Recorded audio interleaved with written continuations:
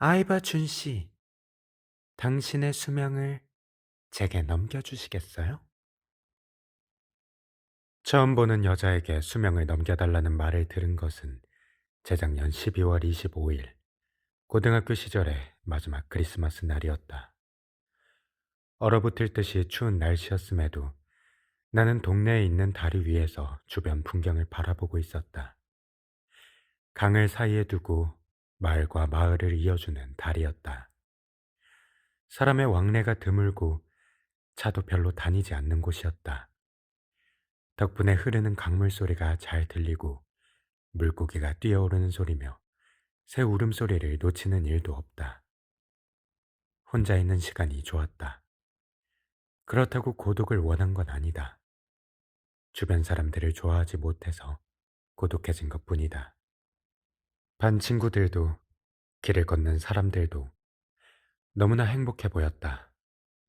내겐 행복해 보이는 일이 그들에게는 당연했고 내게 하찮은 일은 그들에게 큰 고민거리인 것 같았다. 가치관의 차이다.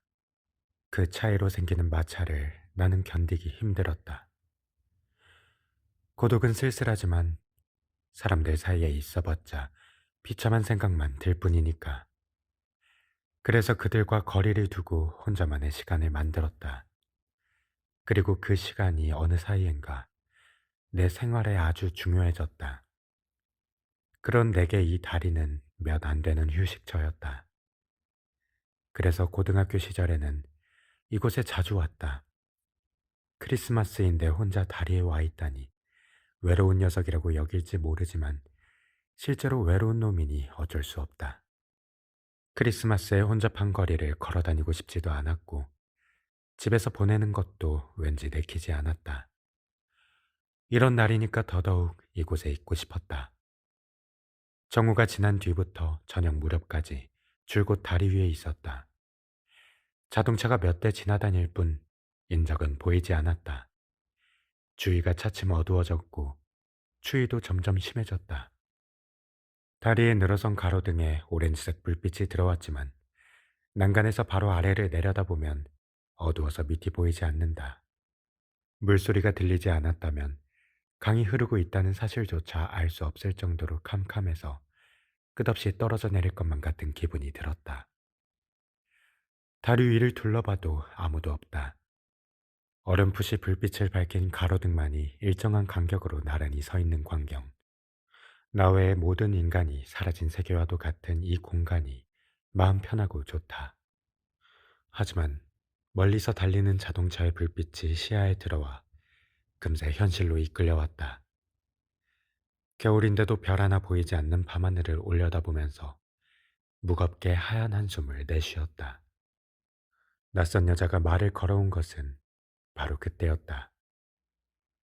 아이바 준 씨, 당신의 수명을 제게 넘겨주시겠어요? 온몸에 검은 옷을 걸친 깨름직한 여자였다. 키가 크고 놀랄 정도로 말랐다. 긴 은발머리는 이 세상 사람의 것이 아닌 듯 아름다웠으나 그 감동을 다 덮어버릴 만큼 섬뜩한 미소를 짓고 있었다. 크리스마스와 헬로윈을 착각한 듯한 차림새를 한 사람이 말을 걸어와 무척 놀라고 당황했던 것을 기억한다.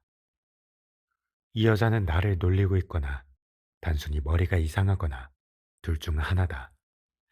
어쨌든 정상이 아닌 건 분명해 라고 머릿속에서 생각을 정리하며 일단 침착해지려고 노력했다. 하지만 이 여자가 내 이름을 또렷이 불렀다는데 생각이 미치자 애써 진정시켰던 가슴이 다시 방망이질하기 시작했다. 과거에 만났던 사람들을 차례차례 떠올려 보았지만 그 누구와도 일치하지 않는다. 그렇다면 누군가가 꾸민 몰래카메라라고 의심할 수밖에 없지만 친구도 연인도 지인도 없는 내게 그런 일을 꾸밀 사람은 한 명도 없었다. 애초에 나를 놀라게 하려는 별종이 있다고는 도저히 생각할 수 없다. 생각해봐야 시간 낭비입니다. 당신과 나는 지금 처음 만난 거니까요. 여자는 내 마음속을 훤히 꿰뚫어보며 비웃듯 말했다. 사람을 조롱하는 듯한 태도가 불쾌했지만 어떻게 내 이름을 알고 있는지부터 물었다. 정확하게는 누구에게서 내 이름을 알아냈는지 물어볼 심산이었다. 하지만 예상 외의 대답이 돌아왔다. 이름뿐만 아니라 나는 당신의 모든 것을 알고 있어요. 쉽게 설명하자면 사람의 마음을 읽을 수 있거든요. 그녀는 의기양양한 미소를 띄었다. 그 말을 듣자 무심코 뭐? 라는 소리가 튀어나왔다. 이 여자는 대체 무슨 말을 하는 건가? 그런 표정 짓지 마세요. 어떻게 안 그러겠어? 하긴 믿지 못하는 것도 당연합니다. 그렇죠? 나는 입꼬리를 치켜 올리며 미소 짓는 여자를 계속 노려봤다. 그런 내 태도에 조금도 찔끔하는 기세가 없이 그럼 이건 어떠신가요? 라고 다시 물었다. 여자는 어떤 남자의 성장 과정을 찬찬히 이야기하기 시작했다. 따뜻하고 아름다운 미래를 꿈꾸던 소년이 현실을 알아가면서 주변 사람들을 질투하다 고독해져가는 이야기를 나는 떨리는 손을 꽉 붙잡고 들어야 했다. 누구 이야기인지 금세 알 수 있었다. 그건 다름 아닌 내가 살아온 삶이었다. 여자가 하는 이야기는 내 인생과 똑같았고 남들이 결코 알 수 없는 일까지도 전부 알아맞혔다. 남의 입으로 들으니 내가 얼마나 무의미한 인생을 살아왔는지가 새삼 뼈저리게 느껴졌다. 귀를 틀어막고 싶었으나 그랬다가는 더 비참해질 것만 같았다. 상처에 앉은 딱지를 거칠게 잡아 뜯기는 듯한 통증이 끊임없이 느껴졌다.